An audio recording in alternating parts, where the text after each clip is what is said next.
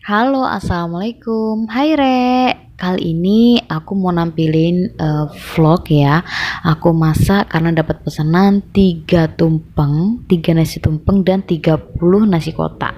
Ini aku masak sendiri, jadi ya selamat menikmati videonya. Keep on watching. Sebelum kita lanjut ke videonya, jangan lupa untuk tekan tombol subscribe dan nyalakan loncengnya. Terima kasih. Nah, kemarin lusa itu aku dapat orderan buat bikin 3 nasi tumpeng dan 30 nasi kotak. Ini untuk acara selamatan rumah baru kayak gitu. Nah, ini untuk nasi tumpengnya request minta pakai ayam kampung ya. Jadi satu tumpeng itu kira-kira untuk 10 porsi kayak gitu, dan ini orangnya minta dibikinin 3 tumpeng.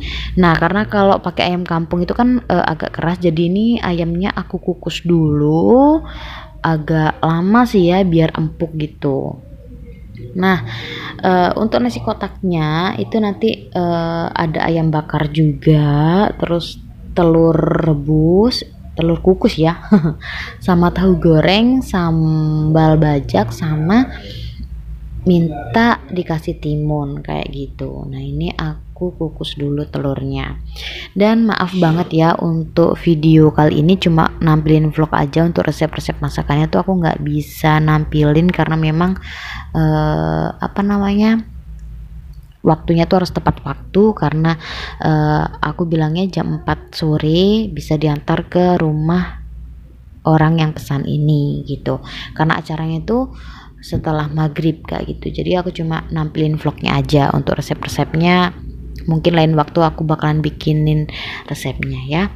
Nah, ini aku siap-siapin dulu. Nah, untuk nasi tumpengnya itu menunya itu ya ayam bakar, ayam bakar bumbu rujak pakai ayam kampung yang tadi itu, terus ada sayur urap-urap, terus juga ada serundeng, serundeng kelapa itu, sambal bajak, dan juga kue-kue tradisional. Untuk kue tradisionalnya ini aku pesan ke teman aku karena memang jujur aku nggak bisa bikin kue tradisional itu. Pertama, memang waktunya yang nggak memungkinkan, kedua memang aku belum bisa kalau bikin kue tradisional kayak gitu ya.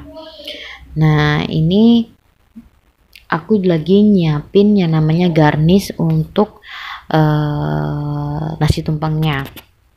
Ini garnishnya aku cuma bikin ini ya, apa, kayak bunga dari cabai merah, terus juga ada bunga dari wortel kayak gitu. Nggak terlalu banyak garnishnya karena memang lebih fokus ke isi tumpengnya kayak gitu. Ini semalaman aku ngerendam cabai merahnya di dalam air es yang aku taruh di dalam kulkas, jadi dia nanti jadinya seperti ini, bagus banget dan benar-benar mekar.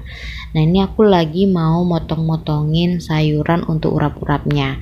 Urap-urapnya ini sayurnya tuh ada kubis atau kol itu ya, kacang panjang, dan juga kecambah kayak gitu. Memang kalau urap-urap di sini tuh di daerahku ini memang seperti ini. Tapi ada juga di daerah lain yang aku lihat ada yang dikasih wortel kayak gitu ya. Ternyata tiap daerah tuh nggak sama kayak gitu. Nah, untuk bikin 3 tumpeng ini aku pakai kubisnya itu kurang lebih beratnya 1,5 kilogram ya, dan aku cari kubis yang nggak kopong. Jadi aku lebih suka pakai kubis yang padat. Kan ada tuh kubis yang kopong, tapi ini kubisnya padat banget. Nah, ini aku potong-potong dulu kubisnya. Dan kalau harga tumpeng di sini ya, ini aku matok harga satu tumpeng itu 200.000 kayak gitu. Itu dapatnya 1 ekor ayam kampung, urap-urap, sambal, serundeng, sama irisan mentimun kayak gitu. Beda menu atau beda lauk, beda juga harganya ya. Jadi tergantung dari lauknya tuh mau apa aja kayak gitu. Aku biasanya matoknya kayak gitu ya, ngelihat dari lauk juga, karena memang sekarang bahan-bahan tuh lagi mahal semua ya.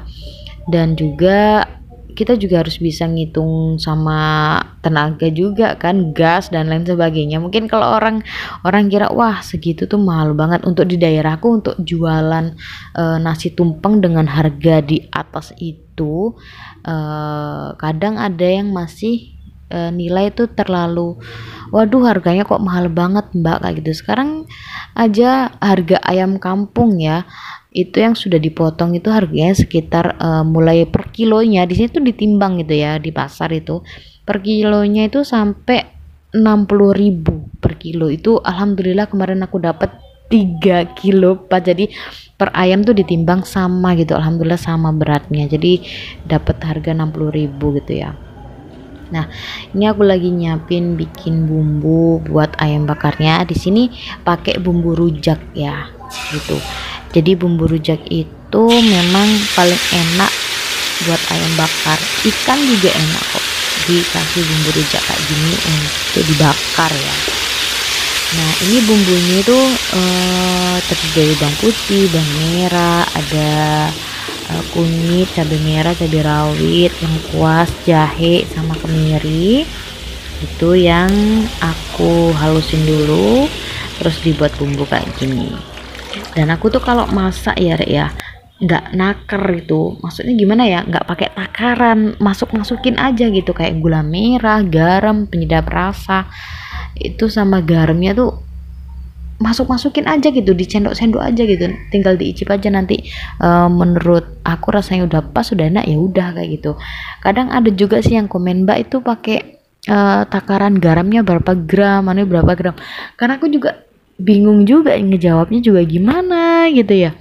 Jadi lebih sering masak itu ya udah main cemplung-cemplung aja kayak gitu Rek, nggak tahu ya, mungkin udah pakai feeling gitu ya. Dari zaman aku jadi TKW dulu di Taiwan, masak tiap hari tuh juga gitu, pakai feeling, ya udah dimasukin aja kayak gitu. Nah, ini ayamnya dimasak dulu ya. Setelah dikukus, ini dibumbui seperti ini sampai bumbunya tuh meresap. Jadi nanti ayam itu bener-bener enak gitu rasanya. Dan alhamdulillahnya kemarin tuh pas aku antar ke rumah yang pesan ini, beliau tuh bilang, mbak kenapa sih masakannya sampean tuh kok enak-enak gitu loh, tak icip barusan, mantep tenan mbak, alhamdulillah kalau mbaknya suka ya kayak gitu, aku bilang. Nah, ini dibakar. Kalau dibakarnya tuh nggak usah lama-lama sampai gosong gitu ya, penting dia tuh ada gosong-gosongnya sedikit gitu lah, jangan banyak-banyak, nanti pahit jadinya, jadi hilang deh tuh rasa bumbu yang enak gitu ya kan.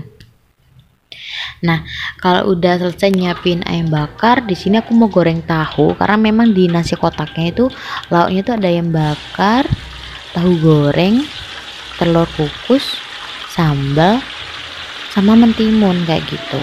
Dan itu aku pakai harga 15.000 per kotaknya Rek. 15.000 per kotak.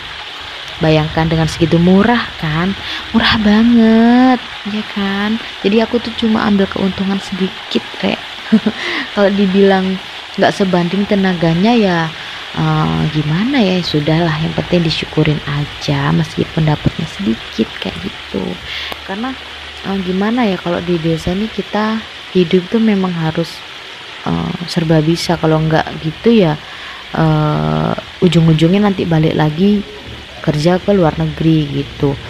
Sebenarnya kepingin sih balik lagi kerja ke Taiwan ya, bos aku juga sering telepon aku buat nawarin kerja di sana lagi gitu, dengan iming-iming gaji yang lebih besar, dapat libur juga kayak gitu, dan dapat kayak gift kayak gitu. Tapi aku mikir berkali-kali lagi, soalnya aku kalau berangkat lagi ke sana yang jaga anak aku siapa gitu ya. Dulu masih ke Taiwan yang dulu itu anak aku yang jaga ibuku, sedangkan sekarang ibuku sendiri juga punya kesibukan, kan aku punya warung lesehan Mbak Ayu itu ya, dan itu sekarang yang ngelola adalah ibu aku. Jadi ibuku memang beneran sibuk di warung gitu, nggak mungkin bisa buat ngerawat anak-anak aku kayak gitu.